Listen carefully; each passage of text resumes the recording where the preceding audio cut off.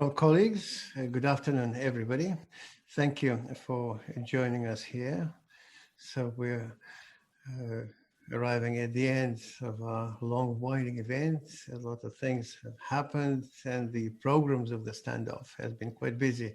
Let's briefly run through whatever happened over the past 6 days and take a look at where we have been able to arrive at. So, brief news from the fields. What has remained safe on our battlefield so far? Of all the objects that have been part of the infrastructure, only the gas distribution station did not have any cyber risk triggered. I don't know what happened. Either it presented no interest to our attackers, or the defense team was very good. And we'll learn about that a bit later when we draw the main results of the whole battle. What suffered the most? Generally, all the cyber risks that had been devised by the organizers were triggered in the entertainment park. You remember the Ferris wheel rolled away, and also on the oil field.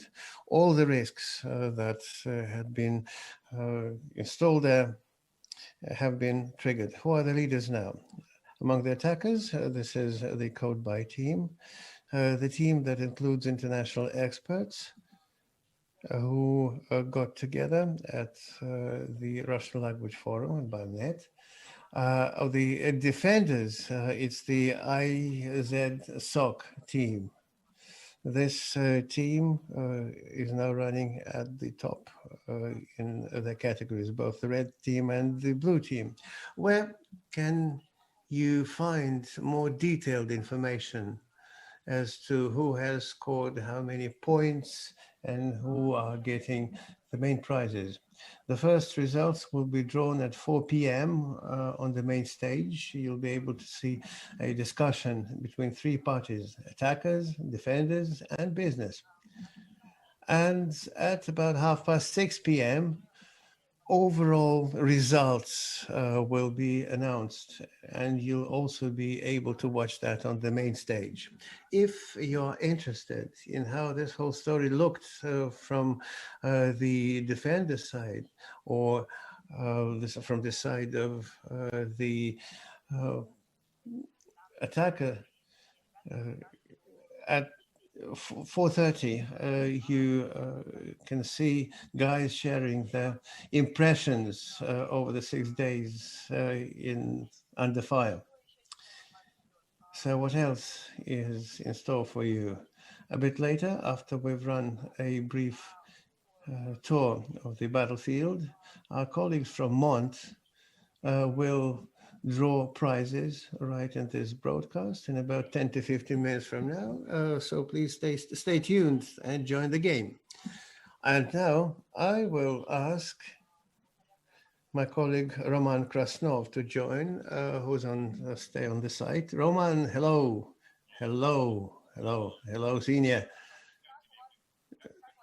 How do I look? You tell me how it is. What does it look like now? Now it looks like you are somewhere in the bunker, and some going on is happening around you. Yes, I'm looking at myself on my screen. Please share it to everyone. Actually, I'm looking at the picture that I see now, and it looks like I'm in Quake 2 at the DM1 level. Actually, it's not exactly this way. I'm in the very epicenter of the standoff, near the famous mock-up that we have known since PhD, but it has been rebuilt. It now consists of two parts. Please.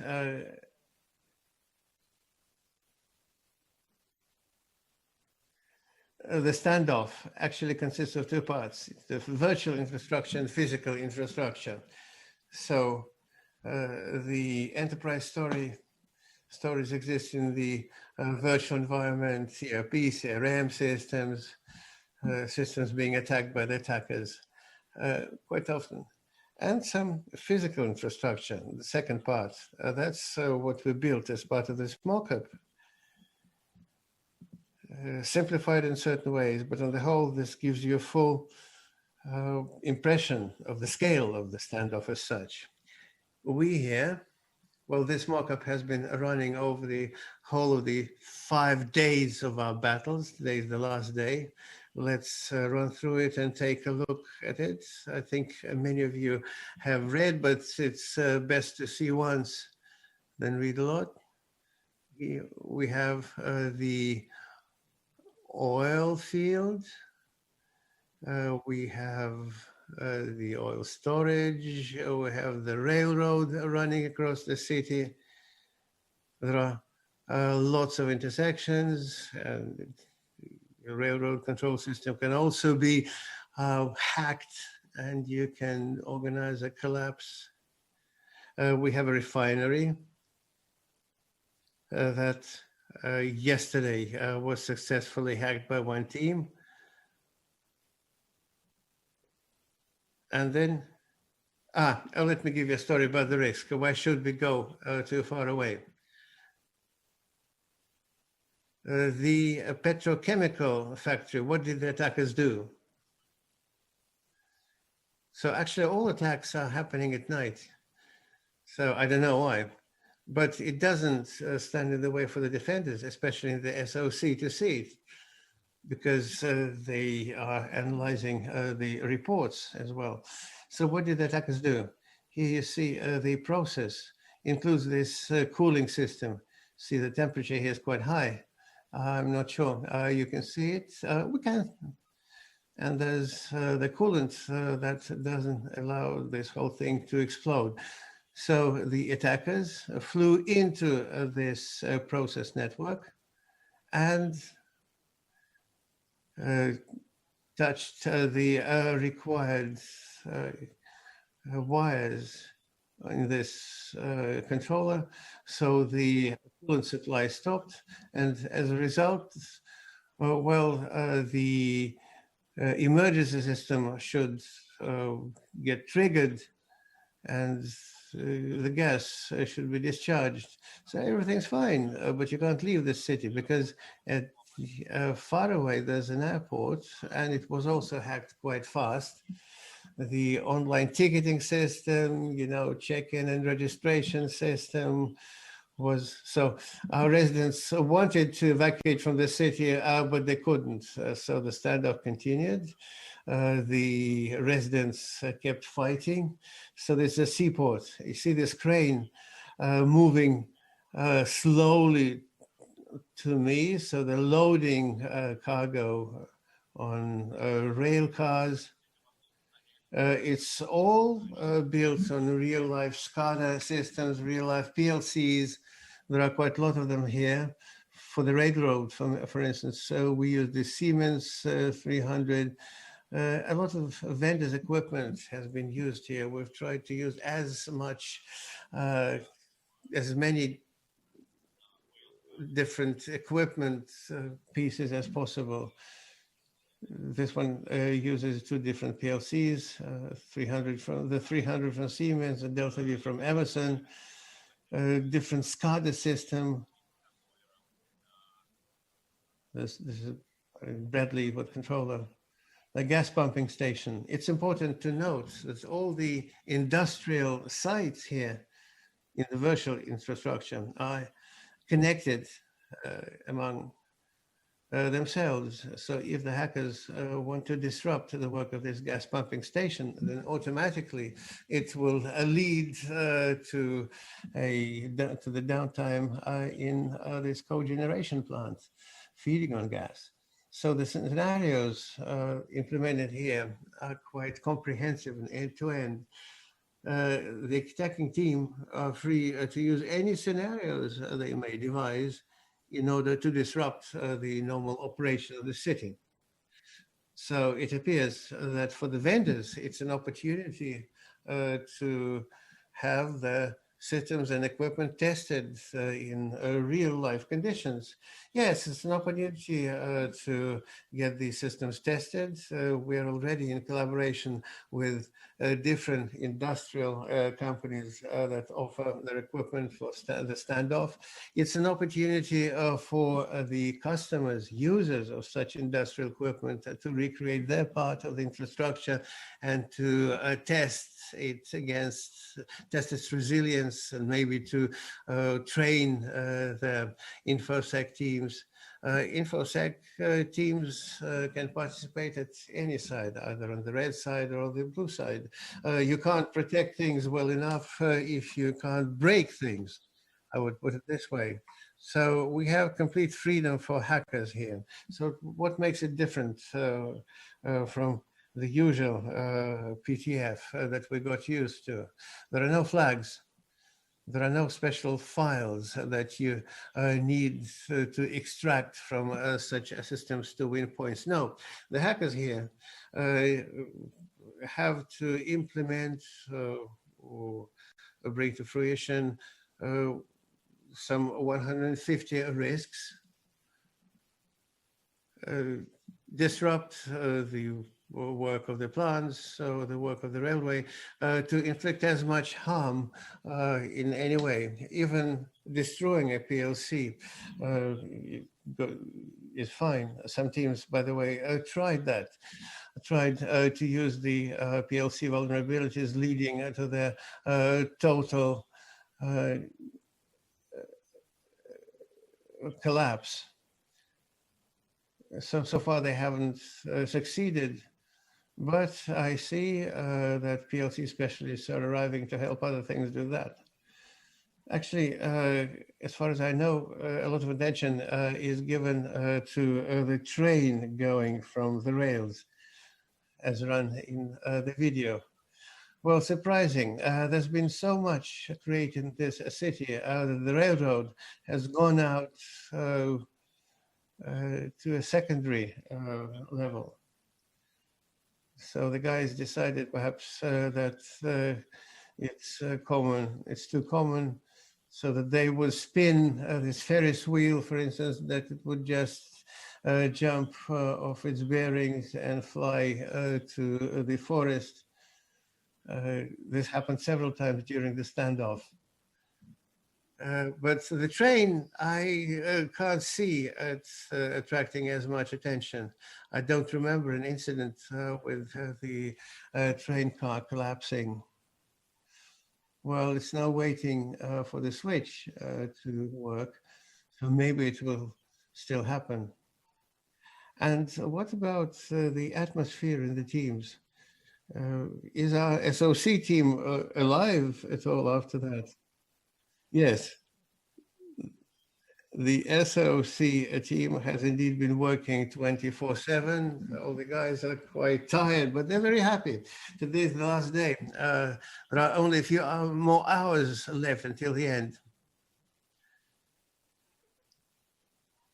Well, I guess about 1,000 reports have been received received by the SOC. I've just taken an interview from the head of SOC. So I'm not quite sure about the number. I think there was about 1,000 reports that they got from both the attackers and defenders. Actually, these are not some flags that they have to submit. They submit reports. If, for instance, they have disrupted the train management system, they have to run a report to a certain standard, then it's checked in the SOC. How is it checked? So they have all the protection technologies from WAF to CM, and the experts there are checking if whatever's written in the report really happened. Similar reports are submitted by defenders if they discovered some attack. They write a report, submit to the SOC. It's checked, and about 1,000 such reports, as I said, has been submitted to the SOC throughout the event. A lot of human effort had to be invested to do that, but the guys have coped, and they're also showing the top level of proficiency. So what else to say? Everybody's happy, everybody's tired, everything's fine. Okay, great. Thank you very much for this report. I'm hoping that this is going to come to an end soon so that people could draw the lessons from it. Roman, thank you very much. Thank you. Thank you for joining. Thank you for actually connecting me to these people. I was very happy to be talking to you over these 5 days. I already invented synonyms to the words like attacks, disruption, things like that. Thank you again. Thank you. See you. Okay, guys, this is basically the end of our direct broadcast from the standoff. And we are now moving to the final point. My colleague Alexander Paramonov is going to run a quiz that will draw the line behind all those presentations that Mont was running in its booth for these 2 days, for these days. So over to him. Senior, thank you so much. Well, frankly, I just wanted to share my own feeling about this conference. It's, of course, very exciting to see how actively our colleagues have been working from both sides, because when you're watching some match on TV, you know which teams you're rooting for. In this case, I couldn't motivate myself to support just one of this team. On the one hand, I wanted the attackers to succeed, but I wanted the defenders to prevent that attack. And that was this live involvement. For me, the important thing was that the organizers have been able to put together a very exciting digital twin concept. I think it's a very important thing that helps information security and IT and the operations director a very good picture of what's happening. So we prepared a little quiz with great prizes that can be delivered all over the world because they come from a well-known online store. And dear colleagues, first, using your smartphones, copy this QR code, and behind it, there's a small game. The website is www.khoot.it.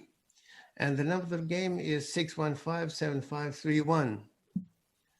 So dear colleagues, please get connected using this QR code. The three first players who get the top results, the high scores, will get valuable prizes. So again, to participate in this game, please use your smartphones. The website is www.khoot.it. The game name is 615-7531. We already have one participant. Colleagues, when you're going to name yourselves, please use the names, and then in the conference chat, please indicate your email. So on our conference website, we have a chat, and after the game, I will ask the winners to send us the right email addresses so that we could send emails with prizes to you. So we are now getting 4 people, 5. The game itself will be a test of the attention that you paid to the materials that we presented at this conference. We were very happy to hear detailed presentations from Positive Technologies, how to set up sandbox, how to set up traffic control, how to integrate the security system to make the head of security life easier, to make the whole process more transparent. We as Mont are, of course, suppliers of Positive Technology solutions. Our mission is to simplify and ensure delivery of licenses to end customers, aggregating a lot of orders. In this connection, we try to be as careful as possible about using the information technologies. We offer our partners personal accounts from which they can see their own order information about current promotions. They can manage their discounts, their budget.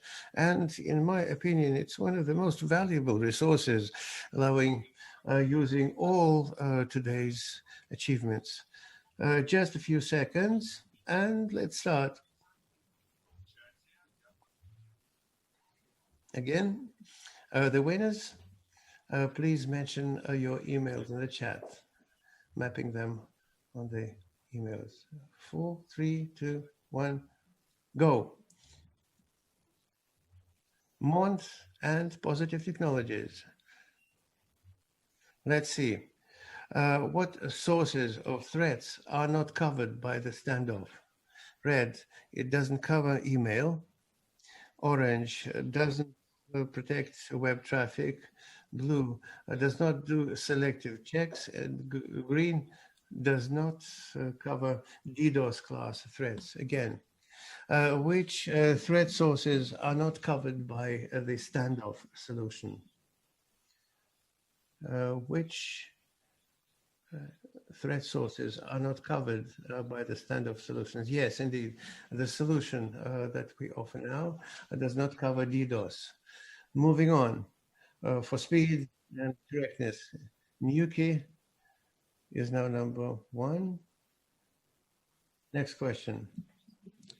Which channel is used most frequently for the penetration of malware?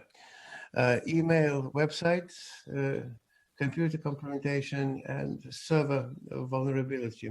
Which of them is used the most frequently by attackers to bring malware inside the perimeter? So email, red, orange, websites, computer compromission, blue, and server vulnerability, green. Of course, email. So, dear friends, more than 70% are information systems run fast.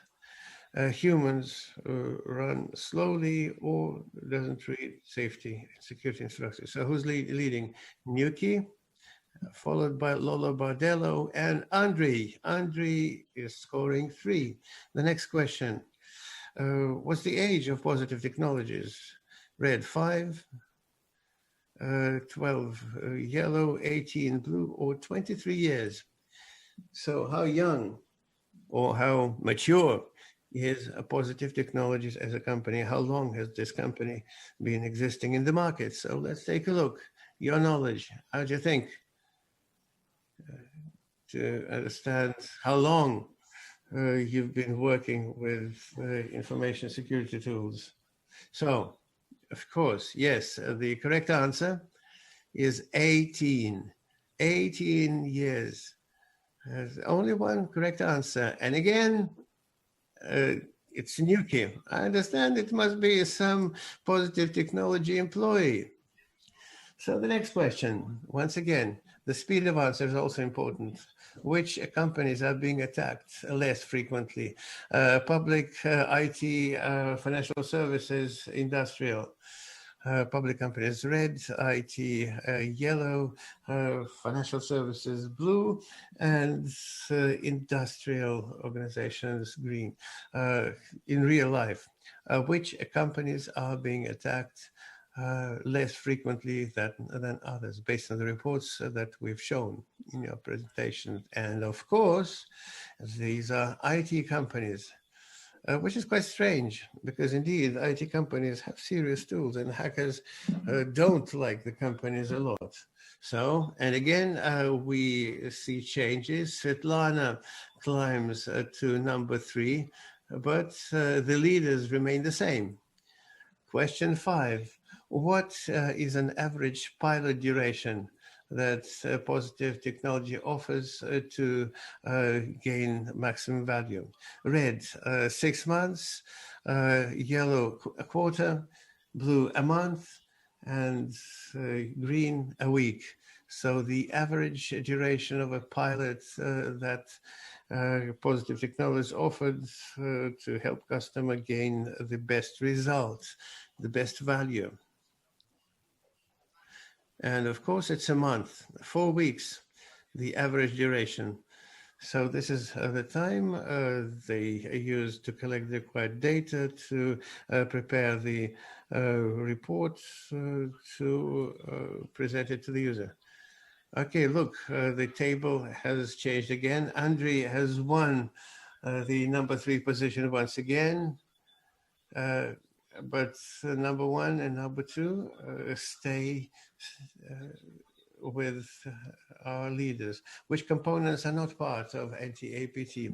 Network attack discovery sandbox, expert security center, or all the previous ones include? The green is all the above.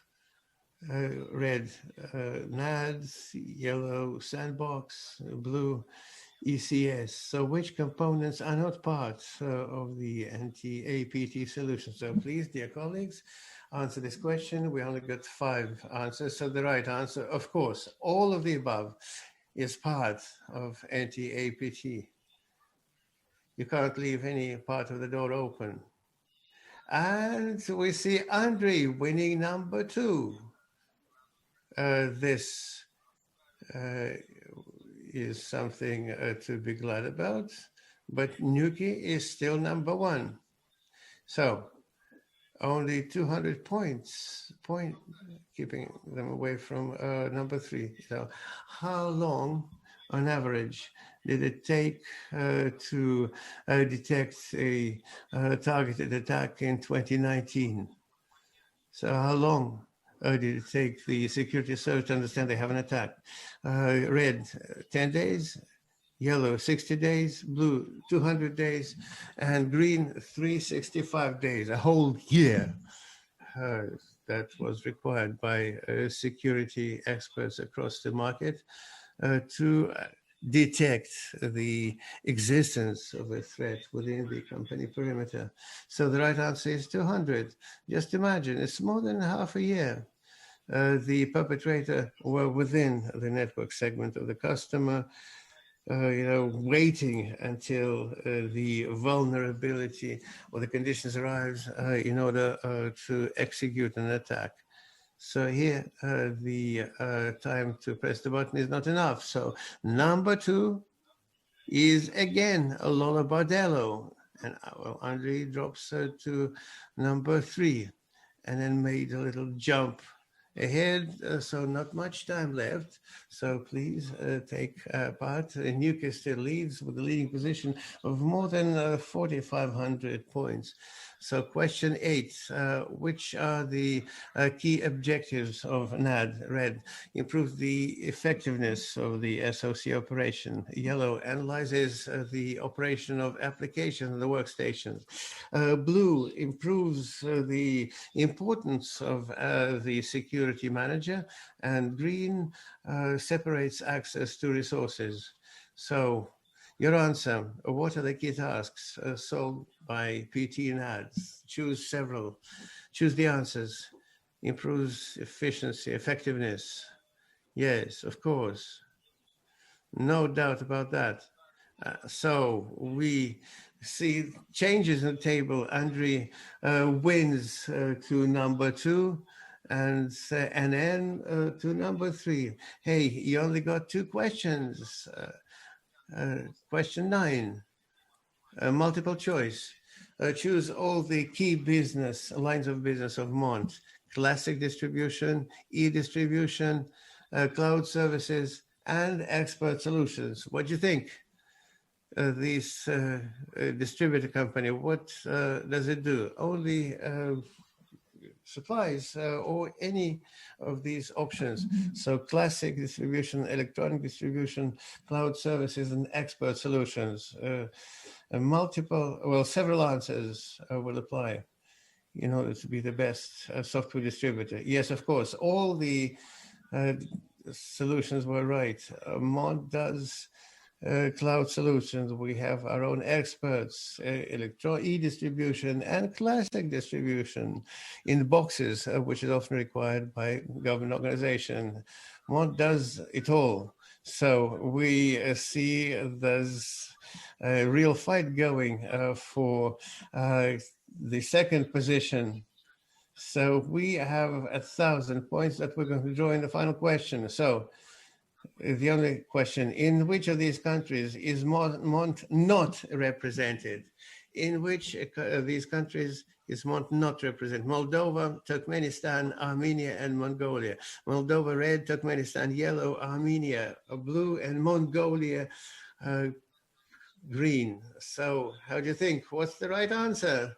So the right answer is Moldova. So friends, Mont is present in Mongolia. It wasn't obvious, but we showed you the map, and there's a rep office of Mont there, and we also, so let's look. Number 3, Lola Bardello. You're welcome. Number 2, Andre. And number 1 with 7,576 points goes to Nuki. Dear friends, we're very happy that you played an active part in our quiz. You can get the valuable prizes at the site of our conference. Please write your nickname and email into the chat. It's important to get the prize. The prize itself. So take a look. This is the email of our product manager for Positive Technologies, Elvira. She'll be happy to get your email. So write her to get these wonderful prizes. Once again, dear friends, thanks a lot for the participation. Dear winners, please write down the email, Elvira Rakhmadulina at mont.com. Write an email there. And in the chat, of course, so that we could check that it's really you. So thank you. Thanks a lot for the participation. We're very happy to see you all here. Many thanks to Positive Technologies, all partners who built such great booths and have conducted such a wonderful conference. So great day to all of you. And we're now awaiting the results that we're going to hear at 6 p.m.